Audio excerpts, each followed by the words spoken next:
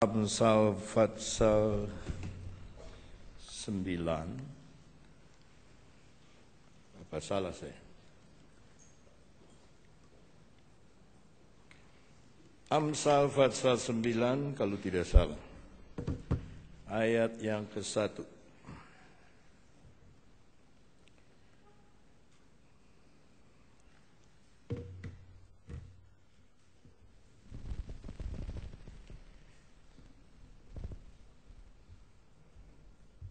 Kita baca bersama-sama. 1, 2, 3.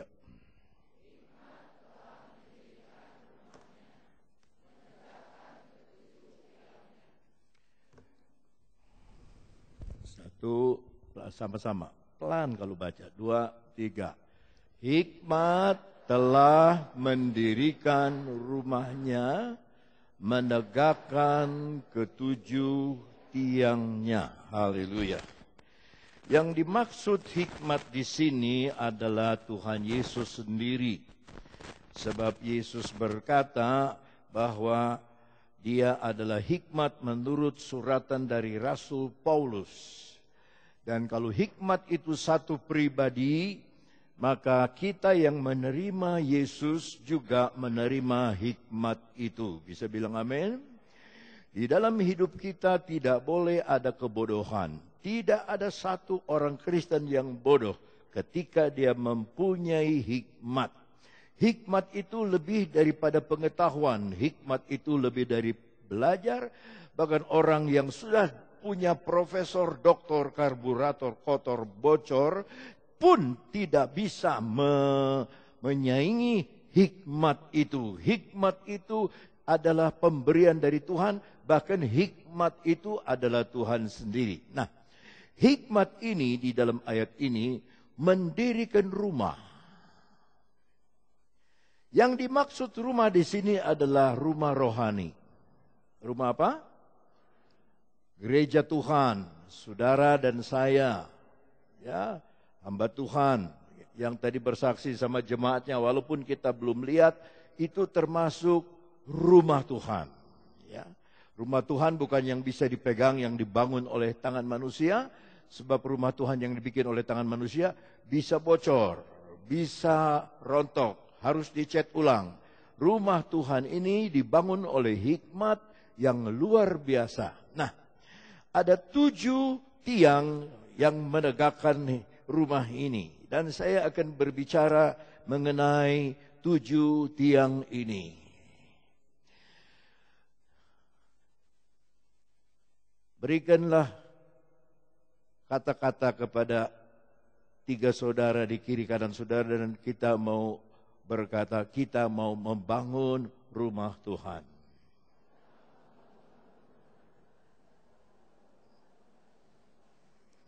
Haleluya. Dan ada satu keanehan kalau membangun rumah, karena dasarnya sudah tahu. Dalam 1 Korintus Fatsal 3 ayat 11, coba kita lihat. 1 Korintus 3 ayat 11. Karena tidak ada seorang pun yang dapat meletakkan dasar lain daripada dasar yang telah diletakkan, yaitu sama-sama Yesus Kristus. Berarti Yesus Kristus adalah dasar. Nah, di dalam dasar ini dia membangun 7 tiang untuk membangun rumah Tuhan, rumah rohani, rumah saudara dan rumah saya, rumah kita sekalian. Nah, saudara-saudara, kita mau lihat tiang yang pertama. Tiang yang pertama adalah iman. Kalau saya bilang adalah, saudara bilang iman ya. Tiang yang pertama adalah, sebab tanpa iman, Ibrani 11 ayat 6, cepat, tanpa iman mustahil kita diperkenan Allah. Ibrani 11 ayat 6. Tetapi tanpa iman, sama-sama, tidak mungkin orang berkenan kepada Allah. Sebab, terus barang siapa berpaling kepada Allah, ia harus percaya bahwa Allah ada dan bahwa Allah memberi upah kepada orang yang sungguh-sungguh mencari Dia. Bilang amin, haleluya. Ini tiang yang pertama, iman. Segala sesuatu yang tidak pakai iman dosa menurut Roma 14. Apa saja yang kita lakukan tanpa iman itu adalah dosa. Tadi siapa namamu? Endrianto. Susah-susah sekarang nama orang. Endrian. Oh, Henry, saya kira Endrianto. Hendrianto, ya. Dia sudah membangun dasar, sudah membangun tiang. Sekarang tinggal atap. Saya yakin Tuhan yang menolong membangun dasar, Tuhan yang menolong membangun dinding, dia juga akan memberikan biaya untuk menutup atap, ya. Dalam Ibrani 11 ayat 1 dikatakan di sana, iman adalah dasar segala sesuatu yang kita harapkan dan bukti dari segala sesuatu yang tidak kita lihat. Di Jakarta ada satu jemaat saya menikah 6 tahun, saya yang memberkati dia di Ciloto. 6 tahun belum punya anak. Lalu orang tuanya karena berkata, sudahlah nak, bikinlah bayi tabung dan sebagainya. Tapi anak perempuan ini bilang, tidak, saya tidak mau. Kalau Tuhan tidak kasih, sudah. Kalau Tuhan mau kasih, ya.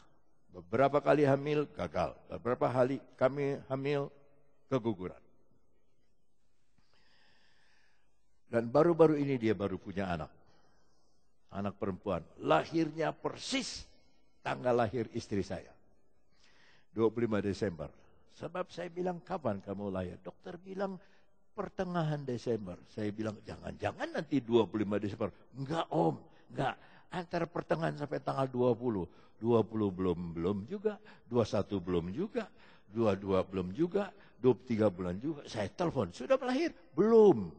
24 belum juga. 25 baru lahir. Memang dia tunggu ibu rohaninya. Dari apa? Iman. Iman, Yesus berkata, di manakah imanmu? Yesus berkata kepada murid-muridnya, kenapa engkau begitu takut? Kenapa imanmu begitu kecil?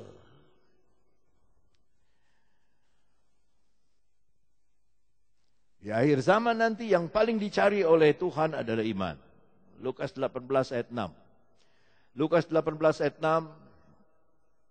Kata Tuhan, camkanlah apa yang dikatakan hakim yang lalim itu, 7. Tidakkah Allah akan membenarkan orang-orang pilihannya yang siang malam berseru kepadanya, dan adakah dia mengulur-ngulur waktu sebelum menolong mereka, 8. Aku berkata kepadamu, ia akan segera membenarkan mereka. Sama-sama, akan tetapi jika anak manusia itu datang, adakah ia mendapati iman di bumi? Coba periksa hati kita, apakah masih ada iman itu? Apa kita kecewa kepada Tuhan? Apa kita kecewa kepada rencana Tuhan? Apa kita kecewa kepada diri sendiri? Kecewa kepada orang lain? Itu artinya kita tidak punya iman. Kita harus punya iman karena Tuhan tidak pernah akan mengecewakan kita. Dia tidak akan membiarkan kita. Ya, tiang yang kedua adalah pengharapan. Ya. Roma pasal 5 ayat 5 dan 6. Roma pasal 5 ayat 5 dan 6. Dan pengharapan. Dan pengharapan. Kita baca dari ayat 4. Dari ayat 4 saja. Ya. Dan ketekunan menimbulkan tahan uji. Dan tahan uji menimbulkan sama-sama pengharapan. Ayat 5. Dan pengharapan tidak mengecewakan. Haleluya. Karena kasih Allah telah dicurahkan di dalam hati kita oleh Roh Kudus yang telah dikaruniakan kepada kita.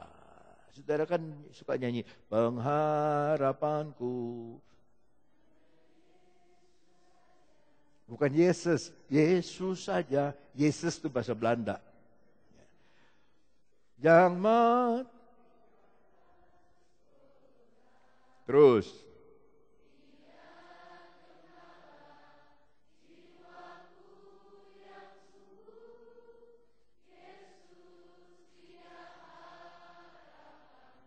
Nah, Yesuslah pengharapan kita. Ada haleluya. Mari kita berharap, sebab kalau kita berharap kepada Dia, tidak akan kita dikecewakan. Berharaplah. Berharaplah kepada Tuhan. Ya. Saudara bisa hilang uang. Bisa hilang rumah karena kebakaran. Kita bisa bangun lagi. Kita punya pohon mangga, bisa hilang mangganya. Biar aja, biar yang makannya sakit perut. Kita bisa kehilangan uang, cari lagi. Tetapi kalau kita kehilangan pengharapan, kita hilang segala-galanya. Renungkan itu. Tiang yang pertama saja sudah kuat, iman. Tapi hanya iman saja tidak cukup. Tuhan bikin 7 tiang. Biasanya genap. Tiang itu genap. Ya, ini 4 tiang. 4.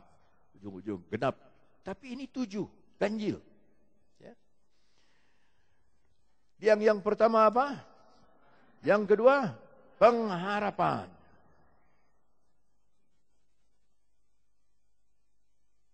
Harap saja pada Tuhan, harap saja pada Tuhan, biar susah dan sengsara, harap saja selamanya.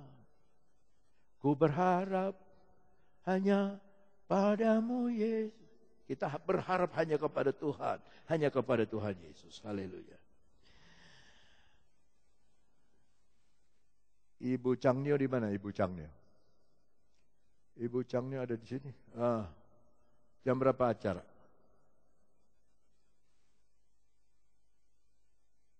Jam 6. Wah, ini udah setengah 6. Waktu Singapura. Tiang yang ketiga adalah kasih. Kolose pasal 3 ayat 14. Dan di atas semuanya, ulangi, dan di atas semuanya. Kenakanlah kasih sebagai apa? Pengikat yang mempersatukan dan menyempurnakan. Di atas semuanya. Di atas kebutuhan saudara. Di atas anak, di atas keluarga, di atas semuanya. Di atas suami, di atas istri, di atas semuanya. Kenakanlah, pakai baju kasih. Sebagai pengikat, dia jadi baju, dia jadi pengikat yang mempersatukan dan menyempurnakan. Mari saya ambil contoh sapu lidi. Ada lagunya sapu lidi, la la la la la. Saudara bisa membunuh nyamuk dengan sapu lidi? Bisa enggak? Pukul nyamuk di tembok pakai sapu lidi. Bisa tidak? Bisa. Kalau satu sapu lidi, bisa enggak? Ayo. Saudara bisa pukul anak, bisa korek kuping satu lidi. Tapi untuk bunuh nyamuk, nggak bisa satu lidi, nggak akan kena biar saudara lulusan Xiaolimsi. Tidak akan bisa kena. Aduh. Ya. Tapi kalau itu sapu lidi disatukan, ya yang panjang, yang pendek satu, lalu diikat. Sudah satu keplak saja. Satu nyamuk yang mau dipukul, yang jatuh banyak. Sebab sapu lidinya patah. Ya, jadi jatuhnya banyak. Kasih adalah pengikat kesempurnaan. Coba 1 Yohanes 4 ayat 8. 1 Yohanes 4 ayat 8. Barang siapa tidak mengasihi, ia tidak mengenal Allah. Sebab Allah adalah kasih. Dia tidak bicara kasih adalah Allah, tapi Allah adalah kasih. Ayat 18.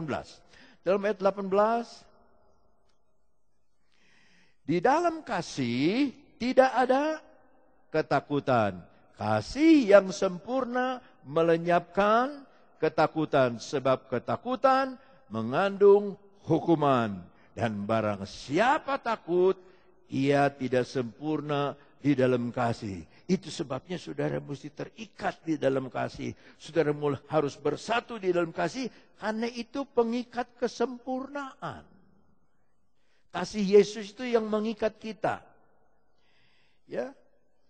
Tidak ada lagi Manado, tidak ada lagi Ambon, tidak ada lagi Papua, tidak ada lagi Tionghoa, tidak ada lagi Sunda, tidak ada lagi orang Jawa, tidak ada lagi Batak, tidak ada lagi. Semua kita satu tubuh, satu diikat oleh kasih Yesus menjadi tubuh rumah rohani yang indah. Ada haleluya?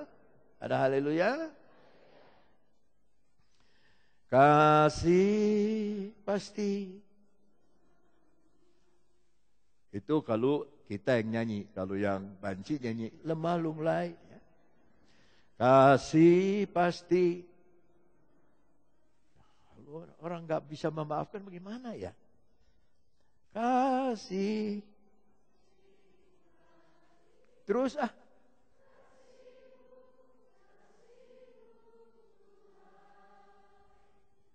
Terus?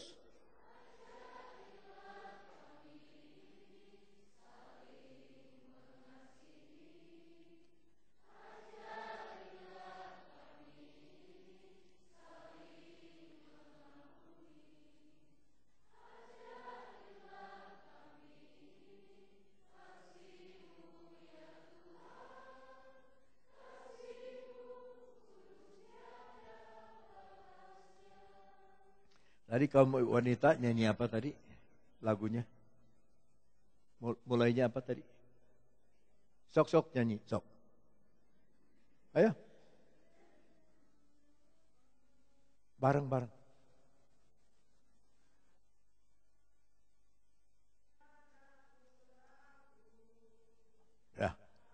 Ya, sudah. Beda antara kaum ibu, kaum wanita yang sudah lanjut usia dengan tadi anak-anak muda dari sekolah Alkitab kan? Beda. Suaranya beda, saudaraku, ayunannya beda. Bajunya beda. Dulu ada satu ibu pendeta di Manado, sudah umur 85, 86, mau hampir 90. Nah, itu saya bilang matikan handphone kalau di gereja. Tadi nyalain aja sih handphone. Banyak yang ngaheot nanti. Sudah umur 86, 87 dia mau nyanyi Heran namanya. Tapi karena udah gemeter, Herman namanya. Herman namanya. Nama Yesus Herman lah.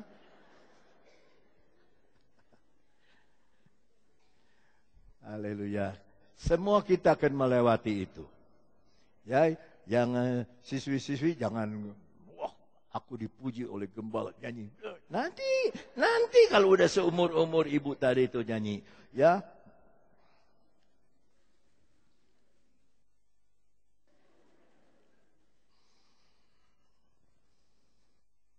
Saudaramu diikat oleh kasih sayang Yesus. Hanya kasih sayang Yesuslah yang membawa kita ke gereja ini. Hanya kasih sayang Yesuslah yang kita bisa bantu orang lemah, orang susah. Hanya kasih sayang Yesuslah yang mendidik kita, membawa kita kepada kesempurnaan. Hanya kasih sayang Yesus. Tiang yang keempat.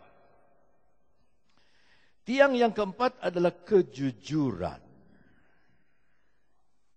Yesus berkata, jangan sumpah demi ini, jangan sumpah demi itu, jangan sumpah demi itu. Tetapi ya di atas yang ya, tidak di atas yang tidak. Ya di atas yang ya, tidak di atas yang tidak. Nggak usah pakai sumpah ini, sumpah ini. Ada yang demi ini, ada yang demi dari keket. Jangan. Jangan.